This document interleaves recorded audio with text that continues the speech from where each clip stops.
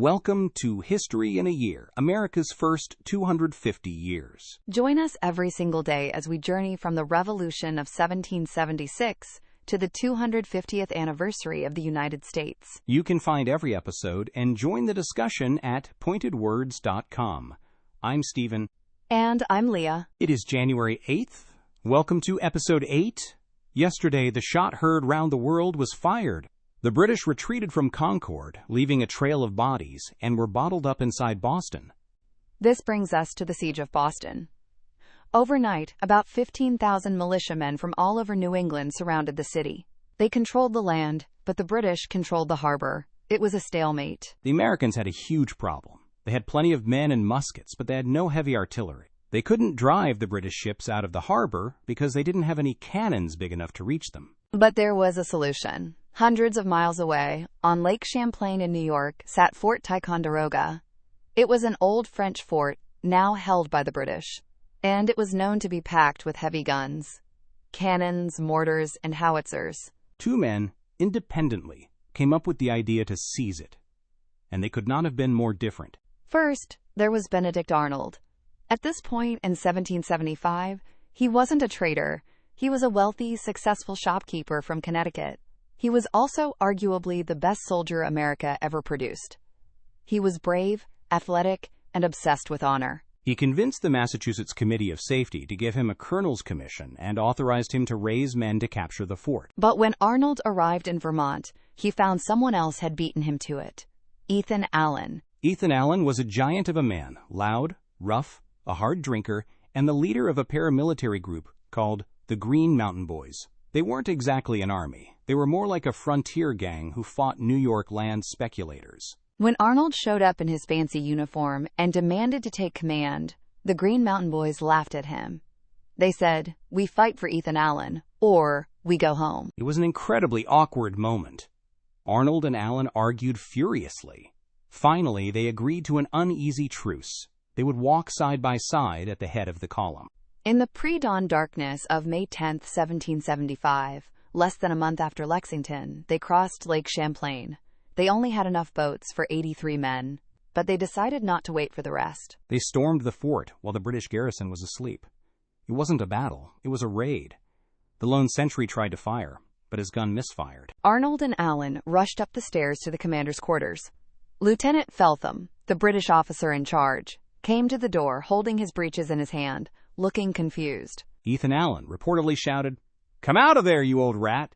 When the officer asked by whose authority they were acting, Allen roared, "In the name of the great Jehovah and the Continental Congress!" It was a bloodless victory. They captured dozens of massive cannons. But for now, those cannons were stuck in New York. There was no way to get them to Boston through the wilderness. We'll meet Henry Knox later, who solves that problem. But back in Boston, the situation was heating up.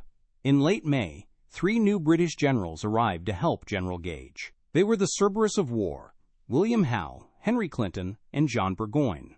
They looked at the rebel army surrounding them, farmers in dirty shirts, and they were insulted. General Burgoyne famously said, "What? 10,000 peasants keep 5,000 king's troops shut up. Well, let us get in and we'll soon find elbow room." The British formed a plan. They decided to break out of the city and seize the high ground surrounding Boston, Dorchester Heights to the south, and the Charlestown Peninsula to the north. But the Americans had spies. They learned the plan. On the night of June 16, 1775, about 1,200 Americans, led by Colonel William Prescott, marched silently onto the Charlestown Peninsula to build a fort before the British could get there. They were supposed to fortify Bunker Hill, which was the highest point. But in the dark, they made a mistake, or maybe a bold choice.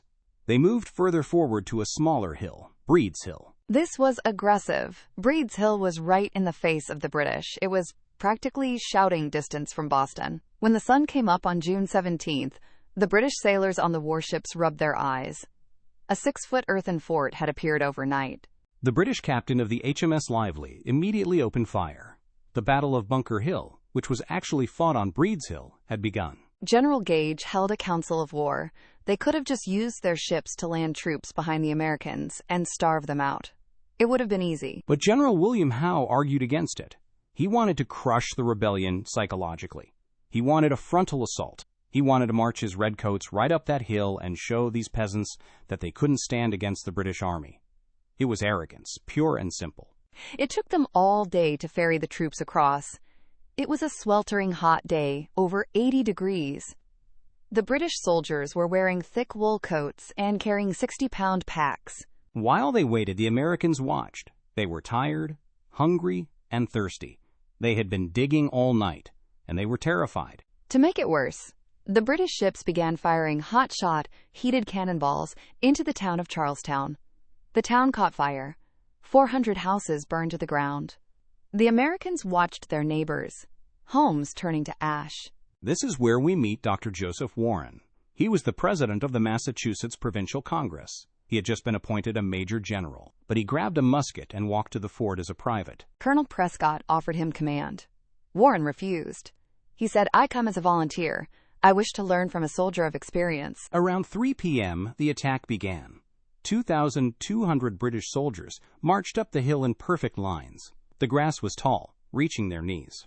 Inside the fort, the Americans were low on gunpowder. They had maybe 5 or 6 shots per man. Colonel Prescott, or perhaps Israel Putnam, the history is a bit fuzzy, walked the lines and gave the famous order to conserve ammunition. Don't fire until you see the whites of their eyes. It wasn't a slogan. It was a necessity. They had to make every shot count. The British got to within 50 yards. 40 yards. Still silence from the fort. The British thought the Americans had fled. Then, at the last second, a sheet of flame erupted from the earthworks. The British front line was annihilated. Entire companies were wiped out. The survivors broke and ran back down the hill. General Howe couldn't believe it. He rallied his men. He ordered them to fix bayonets and march up again. And again, the same thing happened. The Americans waited. They fired. The British officers were picked off by American sharpshooters. Howe was standing there alone. Every member of his staff had been shot. The British retreated again. But now, the Americans were out of powder. They were firing nails, glass, and rocks. The British reformed for a third assault. They threw off their heavy packs. This time, they didn't stop to fire, they just charged with bayonets. The Americans had no bayonets. It became a hand-to-hand slaughter inside the fort. They fought with clubbed muskets. This is where Joseph Warren died. He was the last man to leave the fort, covering the retreat. A British officer recognized him and shot him in the face. It was a devastating loss for the Patriot cause. He was the founding father who never got to grow old. The British took the hill. Technically, they won. But the cost was staggering. Over 1,000 British soldiers were killed or wounded. That was nearly half their attacking force. A huge number of officers died. General Henry Clinton remarked in his diary, "A few more such victories would have shortly put an end to British dominion in America." It was a Pyrrhic victory. The British captured a hill, but they lost their confidence. They realized the Americans weren't just a rabble. They would stand and fight. And for the Americans, despite losing the ground and losing Joseph Warren, it was a morale booster. They proved they could go toe-to-toe with the best army in the world. But they were still a disorganized mess. They were separate militias from different colonies squabbling over command. They needed a leader. They needed a general. And down in Philadelphia, the Continental Congress knew exactly who that man should be. Join us tomorrow for Episode 9.